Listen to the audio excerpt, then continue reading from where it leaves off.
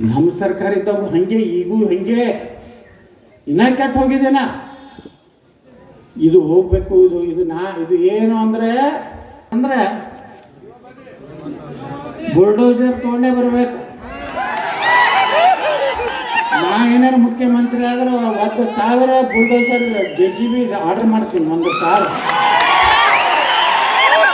ಒಂದು ತಾಲೂಕದಾಗ 25 JCB ಇಟ್ಟಿರ್ತೀನಿ. ಒಂದೇ ಪಾಯಿಂಟ್ ಅಂದ್ರೆ ನನಗೆ ಕಳಾಕ ಈ ಕಡೆ ಕಂಟ್ರೋಲ್ ಆಗೋದು. ಇವತ್ತು ನೋಡ್ರಿ ಮಹಾರಾಷ್ಟ್ರದ ನಾಗ್ಪುರ್ನಾಗ ಅಮಾಯಕ ಪೊಲೀಸರ ಮೇಲೆ, ಅಮಾಯಕ ಹಿಂದೂಗಳ ಮೇಲೆ ಪೊಲೀಸರ ಮ್ಯಾಗ ಹೋಗ್ತಾರೆ, ಪೊಲೀಸ್ ಕಮಿಷನರ್ ಹೊಡಿತಾರೆ, ಪೊಲೀಸ್ DSP ಹೊಡಿತಾರೆ. ಅಂದ್ರೆ ಎಷ್ಟರ ದುರಂಕಾರ ಅವ್ರ ಬಳಿ ಐತಿ. ಇದನ್ನೆಲ್ಲ ನಾವು ಅರ್ಥ ಮಾಡ್ಕೋಬೇಕು.